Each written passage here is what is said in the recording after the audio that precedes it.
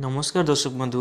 आज तोरे तो सीरियल आपण मैंने देवी माँ चमत्कार और चिकीर कुन्नी अगस्ती प्रति थिबा स्नेह ममता को देखा पाइबे। वीडियोटी को आरंभ करने पूर्व जो मैंने चिकी को भल पाती से लव यू चिकी बोली कमेंट लिखे। आज कुन्नी अगस्ती को बहुत जोर भोक लगी से बहुत जोर कांदुव हेले दुष्ट रुही छुआटी को नहीं घर बाहर रखीदेव।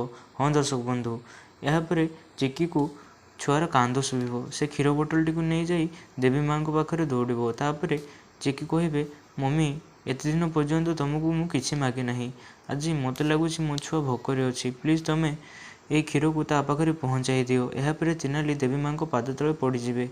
यापर देवी माँ कृपार आकाशरू क्षीर वर्षा हम। कामिनी कहे यशोदा आकाशरू क्षीर वर्षा होउची यह देवी माँ कि संकेत। यापर यशोदा कह मत लगुच देवी माँ आज क्यों भोकिलार पेट भरुंट। यापर राम जाई चिकी पाखे पहुँचे। एपटे पिलाटीर कांद बंद हो रुही घर बाहर को आसी देखला बेलू आकाशरू क्षीर वर्षा होउची। रुही कहे कौन ये छुआपाई आकाशरू क्षीर वर्षा होउची।